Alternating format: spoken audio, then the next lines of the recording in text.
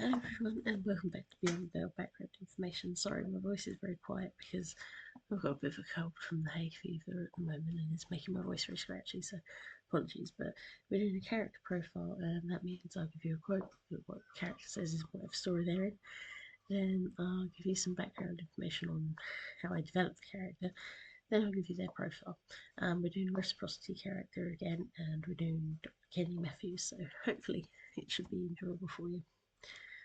So, me, after just a few routine appointments, settling down to general practice and not doing emergency at a hospital is about the right speed for me. I was just doing the late night stuff for those working into the night and then the morning lot. It was peaceful last night. Your mother was the one working hard on the emergencies, bless them. Quote from Reciprocity. When I was thinking about Vix's situation working as a medic and then what kind of hell they'd be left in after the war, I had a good think about what Vix would need to cope. Imani was one person, but they needed someone with a little more clout who might believe them. Initially, I considered maybe their teacher, maybe someone they worked with, and then I considered that all those probably wouldn't be that helpful.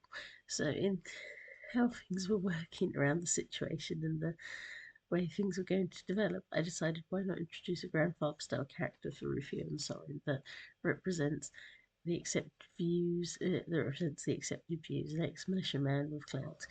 I then thought they could fit one of my favourite character types, a grumpy retired guy who's hoping for some normalcy, doesn't like the limelight, and he thinks things because he thinks things were then unfair when it was over, stuck with Bix to protect them. So I chose to create Kenny Matthews, who has a very vivid past since I found this damn well hilarious. Fix flirts with him a lot, and at times they get really hilarious tormenting each other. But Grampy, as he's known, really sticks up for all of them. He's the dad character for all of them needing something, but he's hilarious too.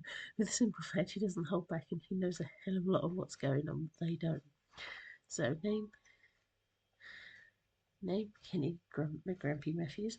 Position shapeshifter. Story featured in Reciprocity. Role grandpa character. Gender male. Description 5'9" docky. In fact, overweight at his height. Thick arms and legs that are muscular but a little flabby. To be fair, his skin sags and his square jaw Square has become loose. His hair was fair but is now white, and his skin is also fair, although he carries a few signs of liver spotting here and there.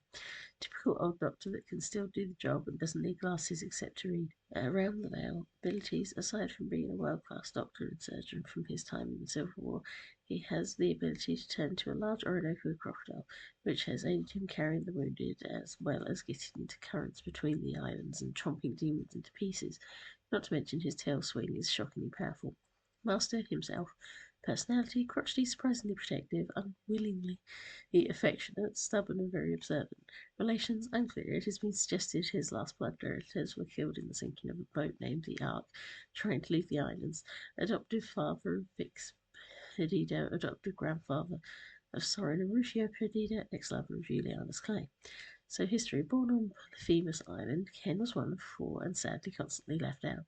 His parents had deep-seated issues and his siblings were of the opinion his birth had made it worse. He sought to be useful to gain the love from being someone that did not cause trouble, and naturally he showed talents to be a physician. At age 11, he was thankful not to be chosen for slavery, and at 17, his desire to become a doctor was accepted, and he went to the Polyphemus Medical School and trained there.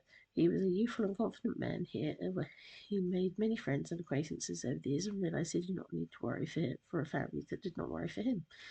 However, the war came very quickly, though Ken is quite sure they were fighting a different faction to the failed, and he was not sure if the militia existed until a good decade later. But he is aware there are conflicting memories that could be caused from his experiences.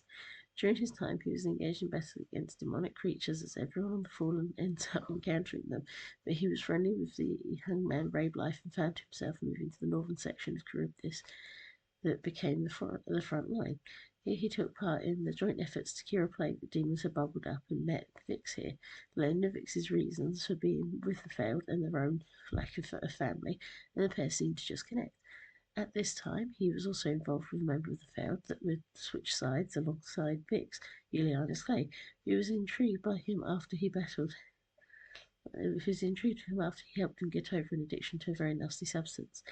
There were then the final battles in which he helped rescue Cole from the mountains where he'd been left to die, and witnessed the antics of the Red Centaur motorbike rider, including having medical equipment stolen by them and having to cure a young beehive when he was in a car crash, going after this person. When the war ended, he gave up all hope with the government that he could not trust to do the right thing, and though he and others made sure to sign the declarations to become law, he wanted the children returned to their parents, but it did not happen.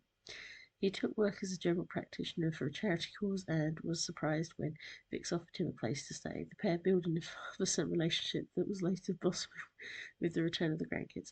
Final comments: I will admit he's inspired by several things, but a good chunk is Transformers animated Grumpy Ratchet. He was adorable, and yet Grampy here has shocking game that's actually hilarious in the story. And hopefully you'll enjoy. Thank you very much.